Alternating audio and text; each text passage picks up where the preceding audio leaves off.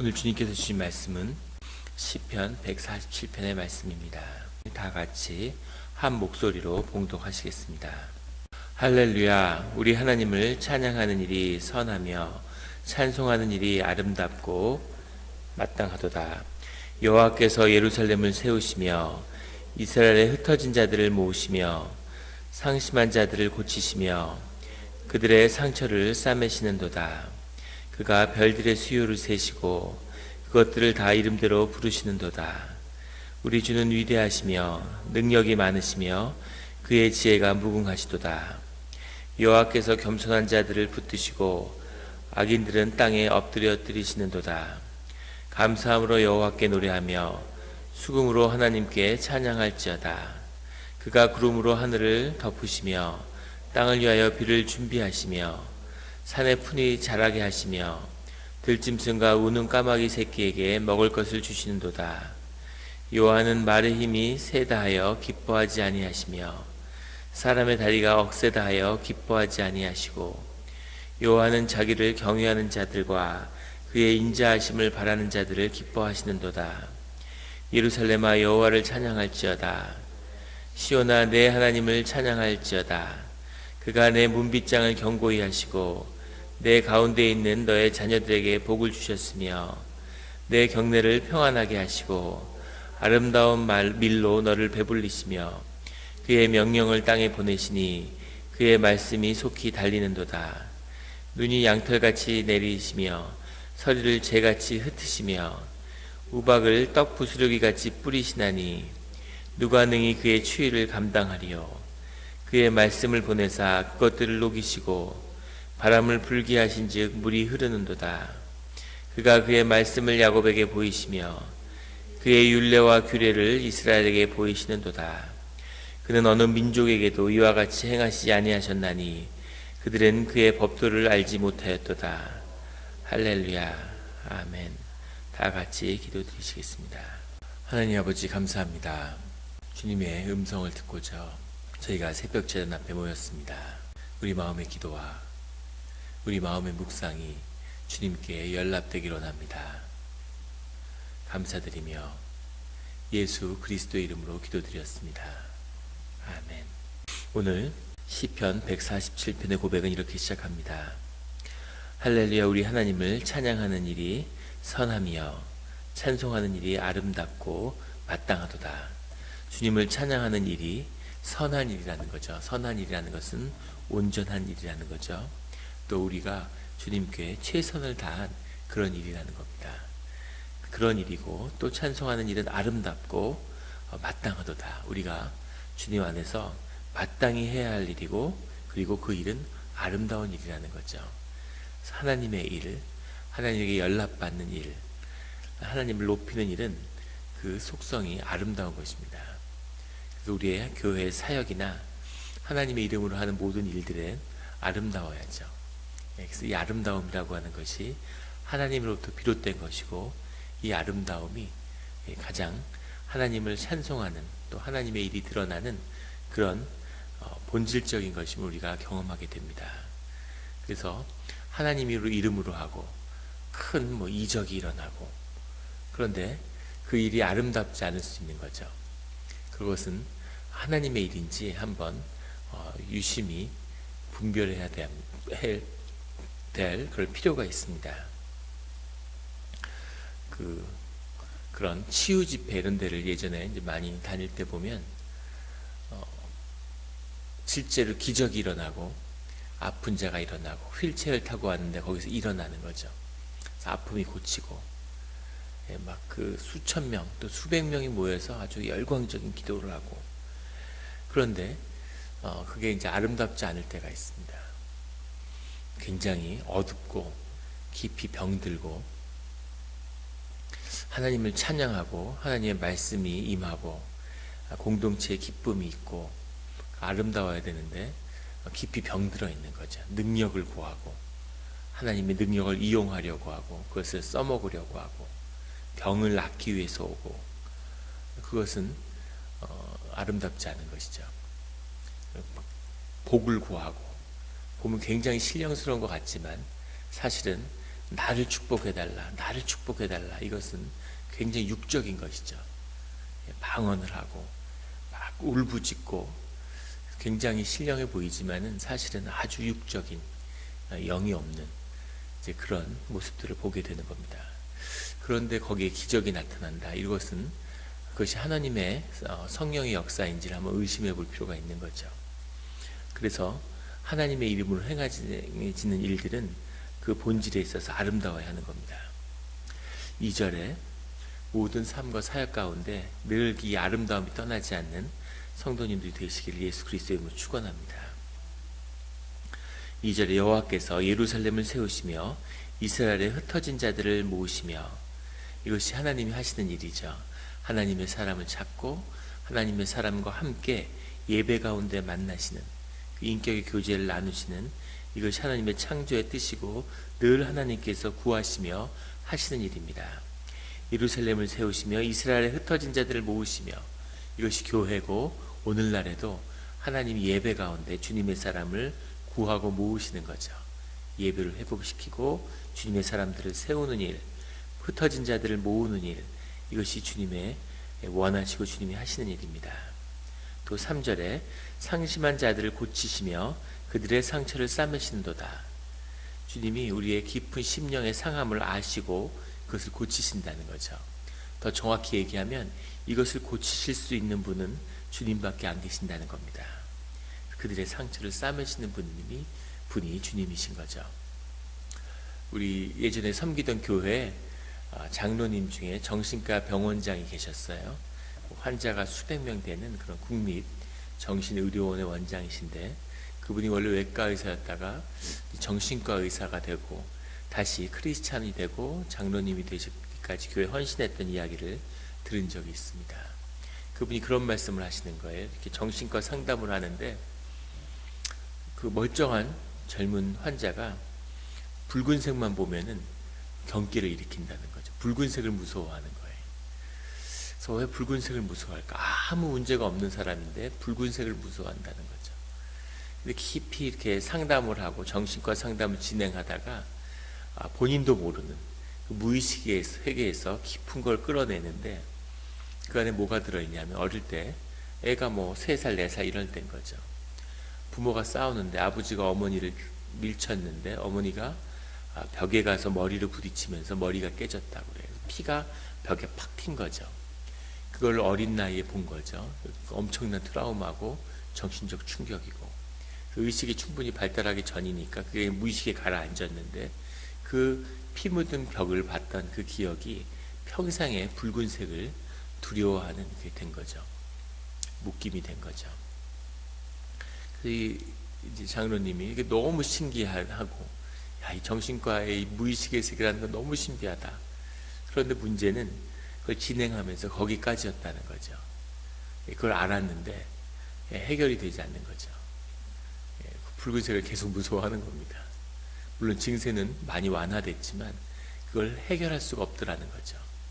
그걸 알았는데 어쩌겠습니까? 내 깊은 내면의 상처와 내 무의식 속에 가라앉아 있는 그런 깊은 영혼의 상처를 알았지만 그걸 안다고 해서 뭐 어떡하겠어요. 상처를 없앨 수도 없고 고통받아왔던 그런 기억과 경험이 없어지는 것도 아니고, 그런데 그걸 갖고 씨름하고 고통스러워하다가 그 끝에서 하나님을 만났다는 거죠. 예수 그리스도의 십자가의 보혈의 은혜 없이는 이런 일은 이루어지지 않는다고 하는 그것을 깊이 체험하게 됐다. 이런 그런 고백을 들었습니다. 상심한 자들을 고치시는 거죠. 예수 그리스도를 깊이 영접하는 그분이 우리 안에 거할 때 우리 가운데 심령의 상처와 아픔들이, 이 깨진 인격이 치유받는 거죠. 그런 상처가 치유받는 모든 그리스도인이, 적어도 그리스도인들은 그런 상처가 회복되는 그런 일들이 우리 교회와 우리 심령 가운데 이루어지기를 예수 그리스도의 이름으로 축원합니다. 4절부터 9절까지의 말씀은 하나님이 별들을 지으시고 세상 모든 것을 지으시는 그런 위대한 주님이라고 하는 점입니다. 그리고 9절에는 바로 그런 주님이 주님의 섭리 가운데 우는 까마귀 새끼들에게 들짐승들도 다 거두어 먹이시는 분이라는 거죠. 이것이 주님의 섭리 가운데 있는 일입니다. 인간이 생존의 위협을 받는 건 인간이 자신의 생각과 자신의 의지로 살기 때문이죠. 주님께 맡겨진 삶, 주님 안에 있는 삶에는 절대 굶주림이, 죽음이 없다고 하는 것을 주님 우리에게 반복해서 말씀하고 약속으로 주시는 거죠. 생존을 넘어서서 생명을 사는 성도님들이 되시기를 예수 그리스도 이름으로 축원합니다. 10절에 여호와는 말의 힘이 세다 하여 기뻐하지 아니하시며 사람의 다리가 억세다 하여 기뻐하지 아니하시고, 처음 읽으면 무슨 말일까? 왜 말의 힘이 세서 기뻐할 사람이 누가 있을까? 이런 생각을 하게 되는데, 말의 힘이 세다는 건 말을 탄 용사의 기세, 그들의 능력, 그런 걸 말하는 거죠. 말의 힘이라는 건 그 당시에 말을 타고 세상을 다스리는 거죠. 말을 탄 자들, 그들의 힘, 우리 옛말에도 말 탄 사람, 관리나 출세한 사람, 이런 걸 의미하는 거죠. 권세가 있다고 해서 그 말의 힘을 타고 세상을 다스린다고 해서 그 능력이 있다고 해서 하나님이 기뻐하지 않으신다는 거죠. 사람의 다리가 억세다는 건 무슨 말이냐면 그 사람의 의지와 힘, 능력, 이런 것이 아주 있는 그런 사람을 의미하는 겁니다. 아주 의지가 강하고 정신력이 강하고 굳센 의지로 그런 걸 이겨내는 그런 사람들을 하나님이 기뻐하지 않으신다는 거죠. 세상이 기뻐하는 거죠. 인간이 능력이 있고 무슨 하나님께 영광을 돌리겠다 그래서 크게 출세하고 뭘 가지고 이러면 하나님이 기뻐하실 것 같지만 그건 주님이 기뻐하시는 일이 아니라는 거죠. 주님이 그런 것을 기뻐하겠어요? 사람의 능력이, 하나님이 우주를 지으시는 분이고 별들을 세고 그 이름을 다 지으시는 분인데 사람이 말을 타고 힘이 있다고 해서 그걸 기뻐하시겠습니까? 그걸 기뻐하는 것이 아니라는 거죠. 의지가 굳세다는 게 좋아 보이지만 자기의 의지로 산다는 거죠. 자기 자리에 자기가 앉아서 사는 거죠.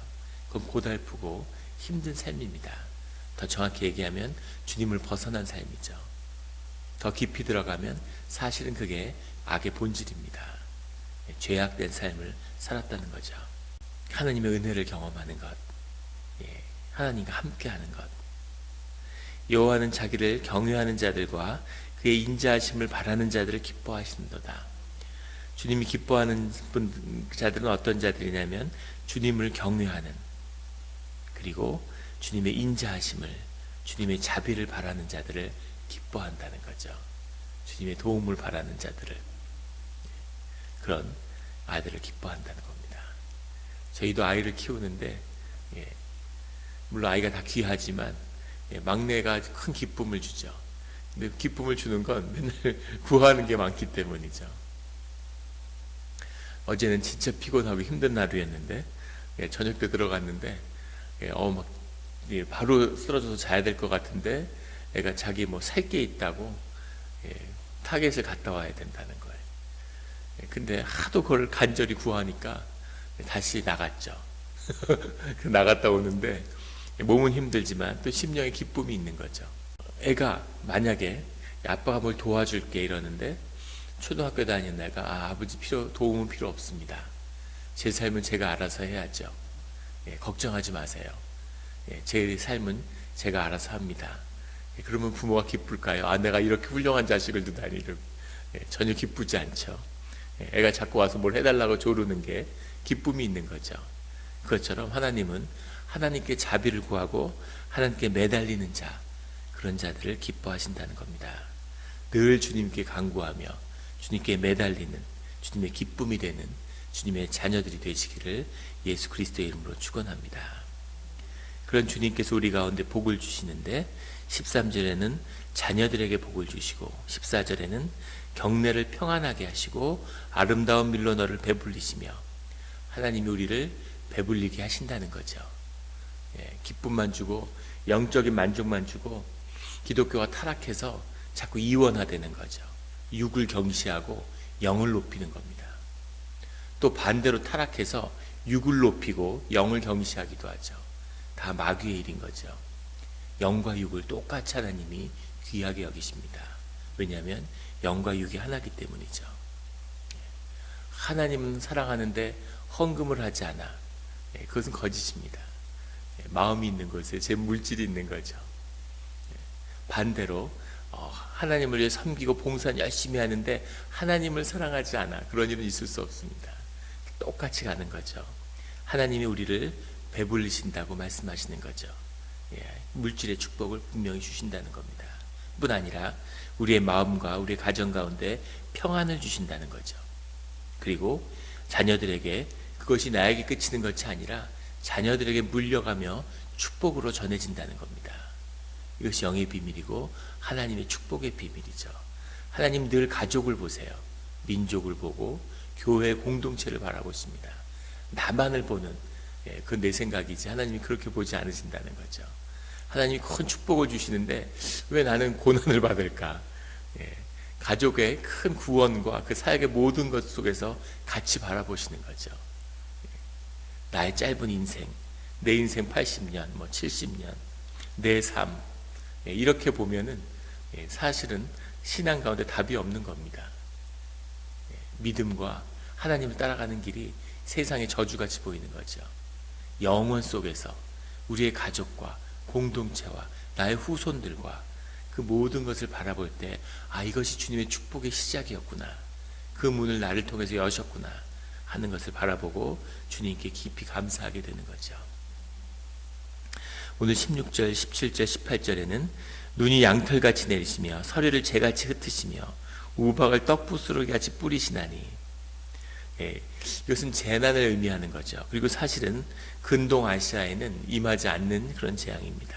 우리 캘리포니아 날씨인데 우리 몬트레이에 눈이 양털같이 내리고 서리를 재같이 뿌리는 일이 일어나겠습니까? 이런 일은 사실은 일어나지 않겠죠. 그런데 주님이 이런 일도 일어나게 하실 수 있는 분이라는 거죠. 그런 상상하지 못했던 고난이 닥쳐올 수 있다는 겁니다. 꼭 자연적인 것이 아니더라도 우리 삶 가운데 이런 고난이 있을 수 있다는 거죠. 제가 지난주 수요일 날 설교하다가 이빨 떼운 게 떨어졌는데 지난 10년 동안 2년에 한 번씩 치과에 가는데 한 번도 충치가 없고 아주 타고난 건치를 물려받았다는 항상 그런 칭찬을 들었는데 10년 만에 이게 떨어지니까 그냥 가서 아주 가볍게 생각했는데 2의 3분의 1을 갈아냈습니다. 그래서 정신이 하나도 없었는데 상상하지 못했던 생각도 못했던 그런 재앙을 경험할 수 있다는 거죠. 그런데 그런 어려움 꼭 그것뿐이겠습니까? 우리가 생각할 수도 없는 재앙이 바로 우리 코앞에 있을 수 있는 거죠. 그런데 두려워할 일이 없는 것은 하나님 18절에 그의 말씀을 보내사 그것들을 녹이시고 바람을 불게 하신즉 물이 흐르는도다. 기가 막힌 말씀이죠. 그의 말씀을 보내사 하나님이 그 고난과 상상할 수 없는 재난 가운데 하나님이 뭘 보내시냐면 말씀을 보낸다는 거죠. 말씀을 통해 위로하고 말씀을 통해서 하나님이 나타나시기 때문에 말씀과 함께 하나님의 임재가 이루어지기 때문에 하나님이 우리 가운데 말씀을 임하게 한다는 거죠. 우리가 깊이 묵상하고 성경을 읽으면서 말씀을 통해서 이 재난 가운데 하나님을 경험하게 된다는 겁니다. 그러면 그 말씀과 하나님의 임재가 그 어려움들을 녹인다는 거죠. 그게 녹아버리는 거죠. 눈에 비유했잖아요. 눈이 내렸는데 양털같이 근동에 눈이 쌓여 있는데 그 눈을 녹이신다는 거죠. 말씀이. 그것이 녹아내리는 겁니다. 문제가 사라지는 거죠. 우리가 하나님께 기도 드릴 때 그런 거를 아마 자주 경험하셨을 겁니다. 기도하는 분들이 기도를 열심히 하면 문제가 풀리는 게 아니라 문제가 녹아버리는 거예요. 문제 자체가 사라지는 겁니다. 그 문제가 계속 문제를 갖고 기도했는데 그 문제가 아니게 된 거예요. 기도를 통해서 내 심령이 자라나고 하나님을 경험하니까 그 일은 아무 일도 아닌 거예요. 사실은 내가 거기에 속아 있었구나, 내가 거기에 묶여 있었구나, 이거 풀려버리는 거죠. 사실은 그 문제가 나한테 있거나 나는 그 문제가 해결되거나 별로 중요한 게 아니게 된 거죠. 그러면 그 문제가 해결이 됩니다. 왜냐하면 모든 고난은 우리의 삶의 성장과 관련이 있기 때문인 거죠. 그 문제가 필요가 없는데 구구단 시험을 초등학생이 보는데 중학교에 갔어요. 중학교 실력인 거죠. 그러니까 뭐 수열, 행렬 이런 걸 공부해요. 그런데 계속 구구단의 시험을 보게 하겠습니까? 학교에서. 구구단 시험을 볼 필요가 없는 거죠. 얘한테 아무 의미가 없는 거죠. 씨름할 의미가. 씨름이 안 되니까. 그러면 새로운 고난이 오는 거죠. 그것처럼 우리의 믿음의 자녀들이 자랄 때 새로운 고난을 경험하게 되는 겁니다. 그것이 하나님이 인도하시는 신앙의 비밀이죠. 그 고난의 크기는 점점 커지는 거죠. 아브라함 링컨처럼 기도 가운데 자란 사람, 그런 사람은 미국의 운명이라고 하는 어마어마한 운명의 그 고난의 자리에 서 있는 거죠. 7년 동안 잠을 못 자고 고통 가운데서 4년 동안 매일 기도하고 매일 수백만 명의 청년들의 죽음 앞에서 미국의 미래를 위해서 씨름해야 되는 그 중보자의 자리에, 그 기도의 사명에 서 있는 거죠. 그만큼 그 심령과 그의 기도가 자라난 거죠. 그 시작은 주님, 내 문제, 내 고난을 좀 해결해 주십시오. 제가 지금 이렇게 어렵습니다. 여기서 시작하지만 하나님이 계속 그 고난을 통해서 우리의 삶의 능력을 키워가신다는 겁니다. 말씀을 보내서 그것들을 녹이시고 바람을 불게 하신 지 물이 흐르는도다. 성령의 바람이 부는 거죠. 그 바람 가운데 있는 겁니다. 주님 가운데 주님이 이미 임하신 거죠. 그 바람이 그 부는데 거기에 물이 흐르는 겁니다. 생명수가 흐르는 거죠. 바람이 성령의 역사와 생명수의 역사가, 생명의 역사가 우리와 함께하는 거죠. 녹이시고 그것이 고난이었지만 그것을 녹이실 때에는 그것이 생명수가 돼서 우리 가운데 흐르는 거죠. 기가 막힌 고백이 이 가운데 있습니다. 늘 말씀 가운데 모든 고난을 녹이며 그 고난이 녹아서 생명수가 돼서 우리 삶에 흘러들어오는 그런 일들을 경험하는 오늘 이 하루와 우리의 삶의 시작이 되기를 예수 그리스도의 이름으로 축원합니다. 기도드리시겠습니다. 하나님 아버지, 감사합니다. 우리로 주님이 누구이신지를 다시 일깨워 주시니 감사합니다. 우리가 작은 고난에 매여서 하나님을 잊어버리고 하나님의 이름을 부르지만 하나님을 믿지 않았던 그런 자리에 오래 서 있었음을 주님 앞에 고백합니다. 주님이 이렇게 크신 분인데, 천지 만물을 지으신 주님이 우리와 함께 하는데 우리가 주님을 찬양하지 못하고 우리가 주님을 의뢰하지 못하고 이런 문제가 해결될 수 있을까? 이런 일들이 어떻게 바뀔 수 있을까? 이렇게 체념했던 그 죄악을 주님 앞에 고백합니다. 주님이 누구이신지를 더 깊이 경험함으로 주님이 주시는 자녀의 축복과 우리의 평안과 우리의 배를 불리시는 그 모든 축복이 늘 우리와 함께하기를 원합니다. 또 주님의 말씀이 우리 가운데 임해서 우리를 둘러싸는 그 고난과 눈이 녹아내리는 우리의 생명수가 돼서 흐르는 그런 삶을, 그런 일들의 증인이 되게 하여 주시옵소서. 우리가 오래된 기도의 제목과 또 임박한 오늘의 기도의 제목을 가지고 주님 앞에 나왔습니다. 은혜의 주님, 연약한 우리 영혼이 그 기도의 제목도 들어주시고 또 그 너머에 있는 더 큰 하나님의 영의 세계도 그 길로 인도하시는 주님의 은혜도 보여주시옵소서.